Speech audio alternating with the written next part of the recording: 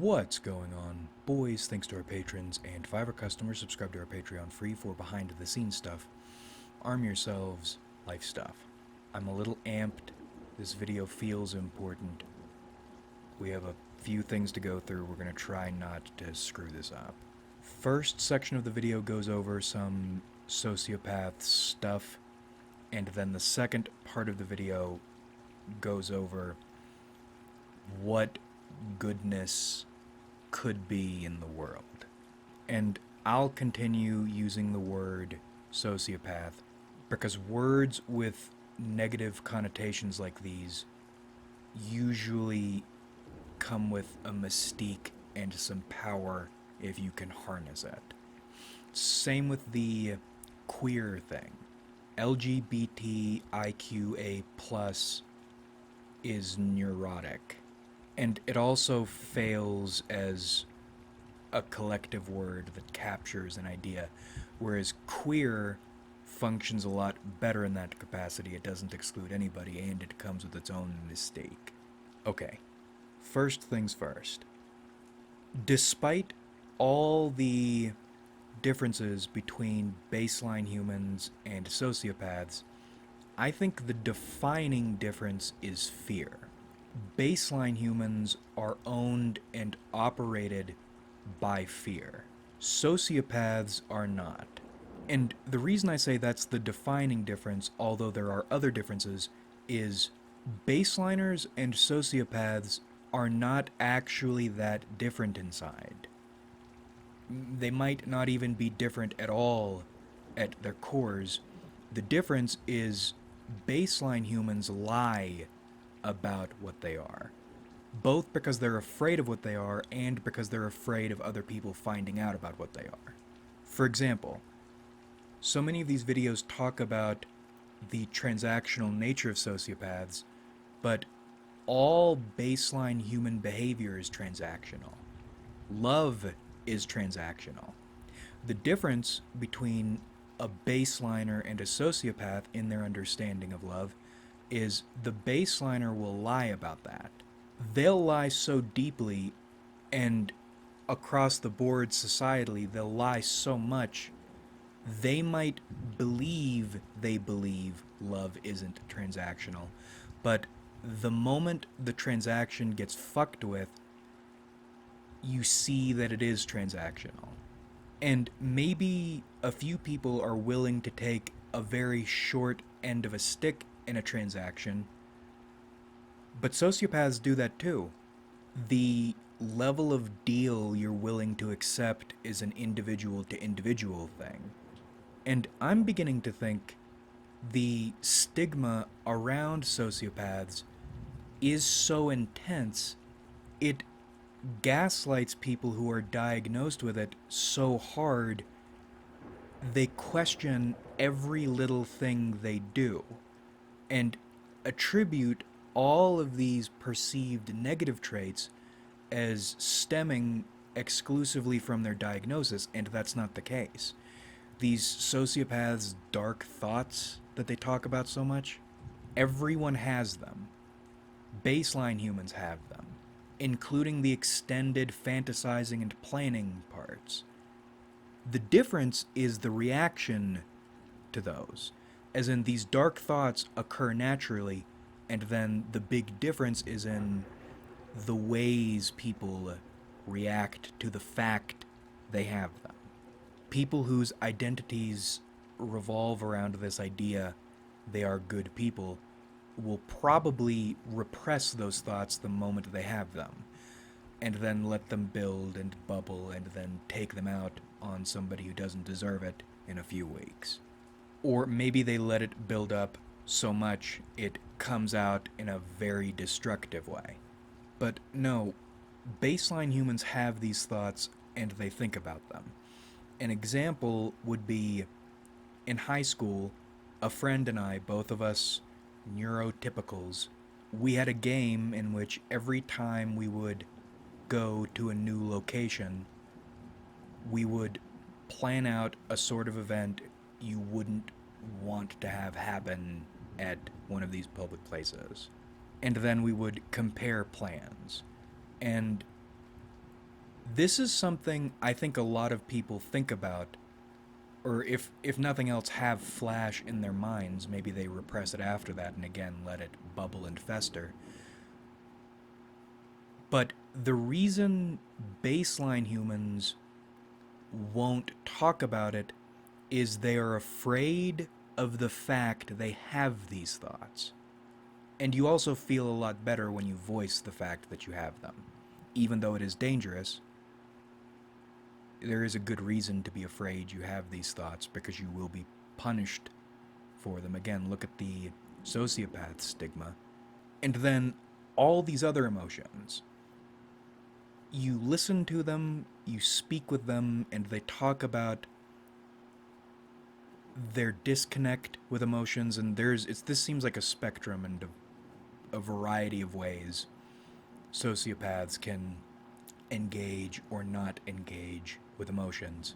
But to me, they look like cakes.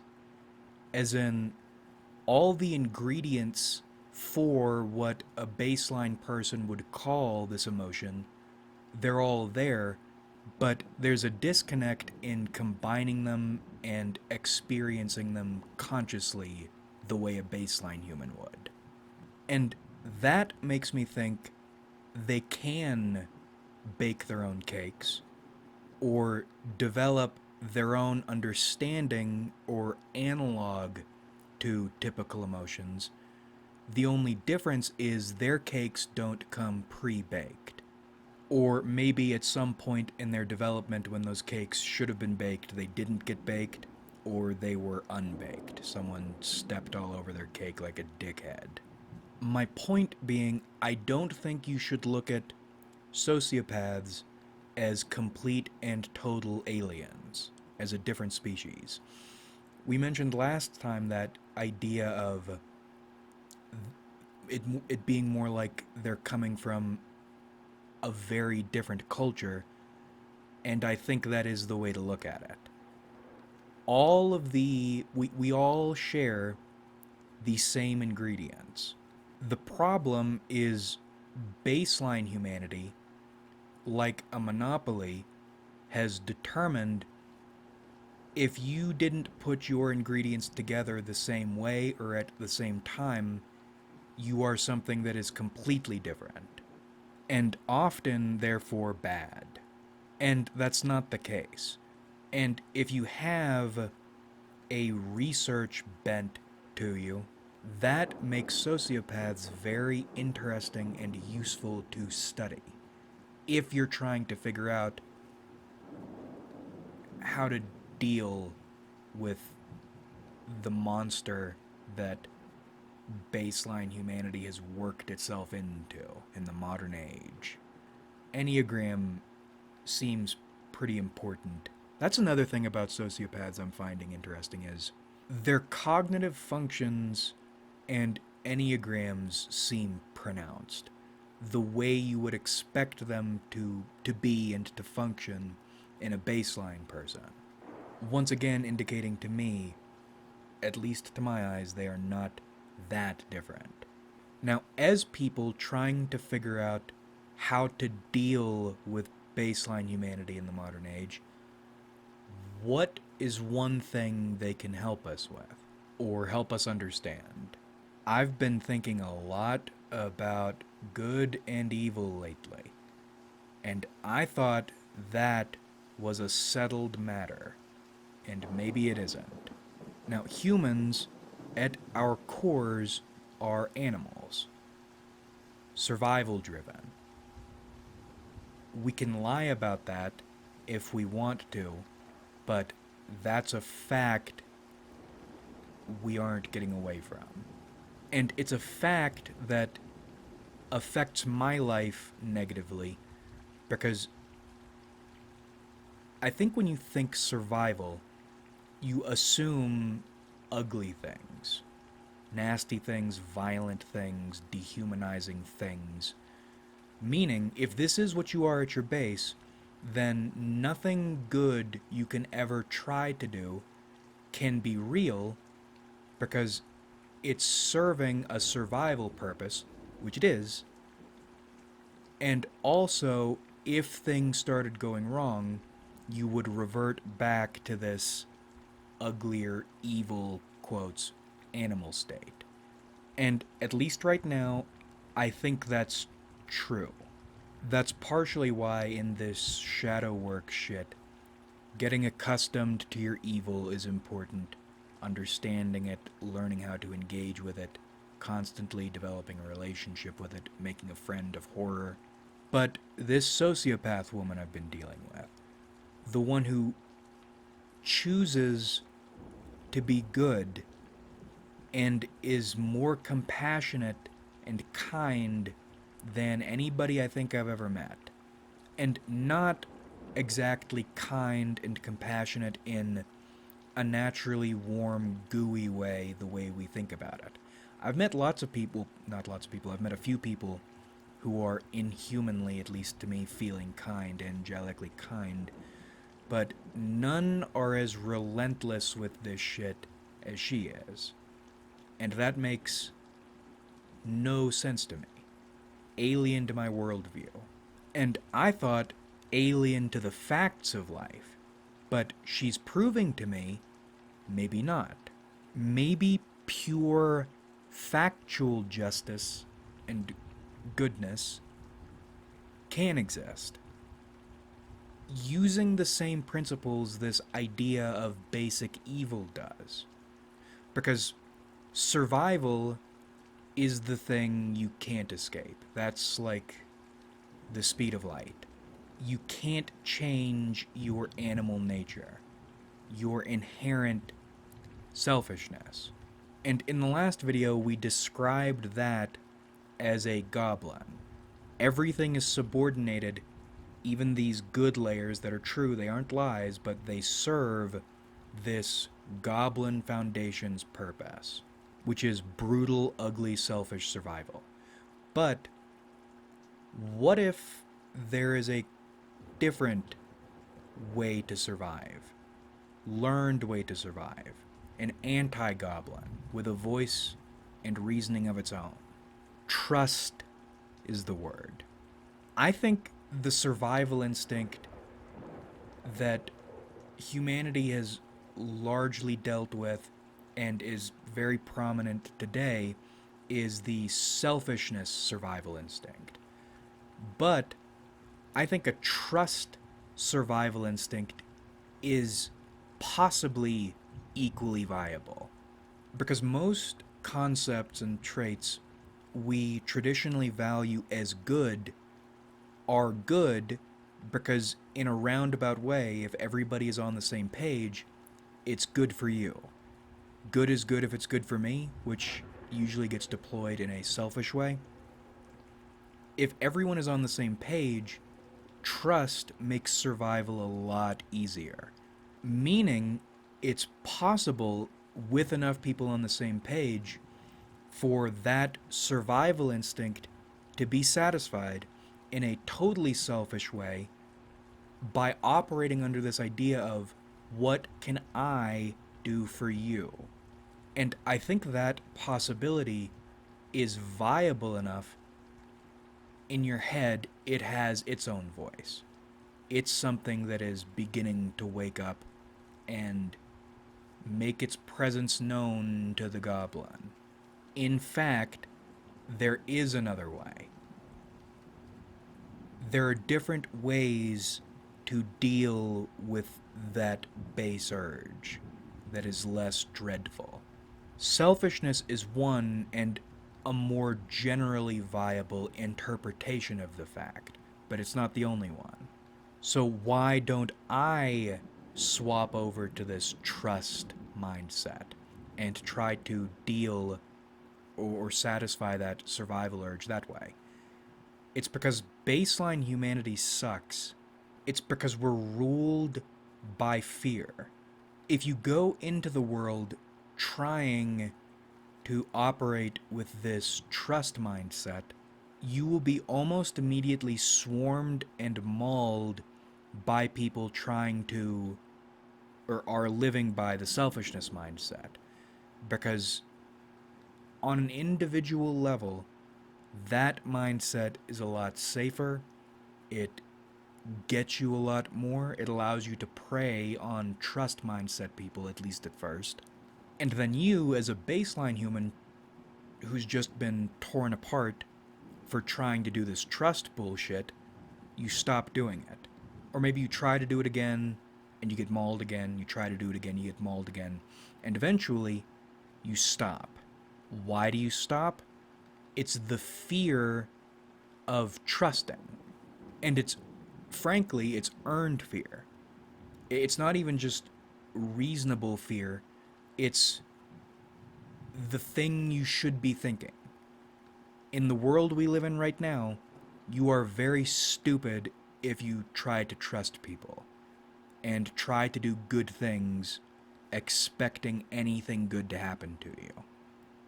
There's no karma, and you're actually safer if you do nothing than by doing something good, because by doing something good, you stick your head up and to make yourself a target. Doing good always turns out poorly. Now again, I'm not saying going out and doing bad is the reasonable thing, because you'll get fucked up for that too, but it's more a not doing good or not trusting thing. But baseline people are raised as if that's what they should do, so they go out into the world and they get scarred up, and then all of our shadows are repressed, meaning they come out violently like a bull in a china shop when you least expect it. So we're all cagey, we're all violent, nobody trusts anybody, and everybody's looking for an opportunity to take out or pay it back instead of pay it forward. And I think that's where all this "I'm such a good person" bullshit comes from. Nobody likes the selfish goblin people who attack them and make them act like this. Effectively force them to become goblins themselves, but they don't want to acknowledge the fact they're goblins, so they deny it, they lie. They lie so thoroughly, sociopaths don't realize how, well, I mean, some sociopaths do, I'm sure plenty do, realize how fucking awful baseline humanity is, but some of them don't. That's how deep the lies run. And that's how you end up with a society that is one gigantic repressed shadow in which everyone is afraid and hateful of everyone else. The buildup of fear worldwide. Fear so strong nobody wants even to try to trust anymore. And if you do want to try, then you are, in fact, fucking dumb, and you will pay for it. But then, within all this, in comes the sociopaths. These people largely do not feel fear the way baseline humans do. And I don't know why this is, but it seems like most emotions for them, other than rage, which is a big deal for them, those don't, at least consciously, build up like crust around their hearts and minds. Meaning, when a sociopath gets fucked over, for instance, they're more inclined to confront the person who fucked them over immediately and figure out some kind of resolution to this. And even if they don't, they are not walking into the next situation terrified of getting fucked over again.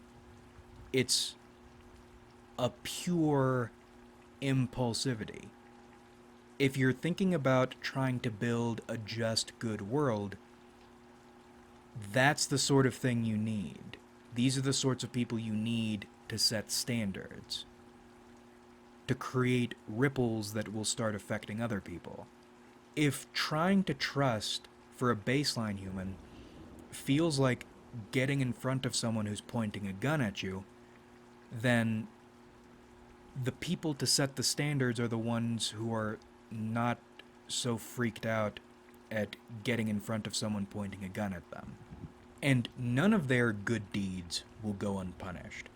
But that's the thing about them, is the punishment won't build up that crust of fear the way it will with a baseline person. And also, because of this shadow inversion thing, they can confront a person who has fucked them over and punish them for it, them specifically punish them for it, and then go back into doing good deeds. A baseline person, because of fear, maybe they won't confront the person who fucked them over because they're afraid. That builds up the crust of fear and hatred. Maybe they do confront them and get the outcome they wanted, but this was still a hiccup in this worldview they're trying to hold on to.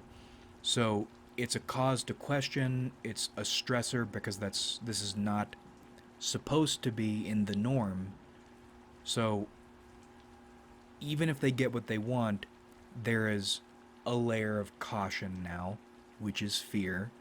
Or maybe they've been fucked over a few times and this is the time they choose to blow up on somebody, and their reaction to whatever it was that happened to them is beyond the pale.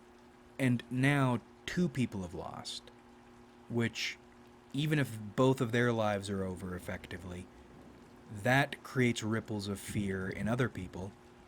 Something I'm noticing about sociopaths in the ways they deal with people.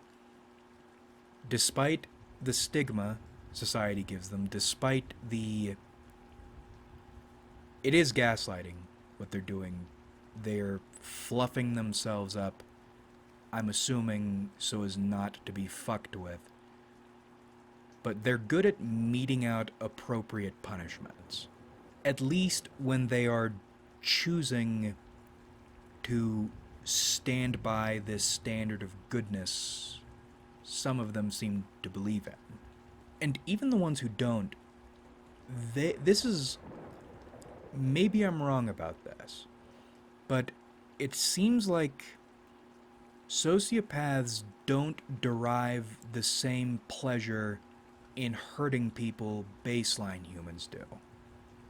They might like it for any number of reasons, but there is some visceral pleasure in hurting people that is addictive to baseline humans that doesn't get talked about very much, that sociopaths seem to be cut off from. Personally, I think that addictive feeling is a fucked up sort of empathy, and that would explain a lot. But again, I don't know yet. All this to say, when a sociopath chooses the path of nobility, the path of righteousness, the path of justice, justice being truth in motion, they can deal with evil, with matched evil, but quickly and appropriately, in the exact amount there needs to be, and then walk straight back into the pale without hesitating, without worrying. Their decision is to do good, and that is what they will continue to do, despite what happens. Baseline people, even the kindest ones, can't do that. And with how doomed the world is right now, if we want to try to get people into this trust mindset, there need to be people who are willing and able to get flamethrowered in the face effectively and keep going. And I think there is a way to make trust the way to manage that survival instinct. I think there is a way to make it viable, but it's so remote, it's almost certainly not going to happen, but it could. And we have living mechanisms by which that process can be started.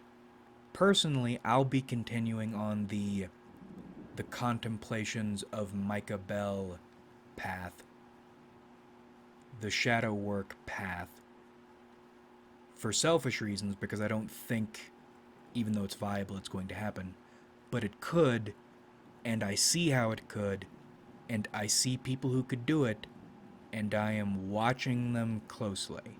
Most of all, because there are completely selfish, transactional reasons to make goodness the norm.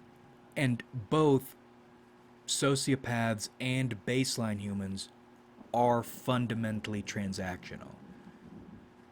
It's like realizing or finding another formula to some equation that hasn't been used in a long time or is maybe theoretical, but you can see the what, you can see the why, you can see how it would work, and things would be a lot better if it went in that direction. Like if you enjoyed, subscribe if you haven't.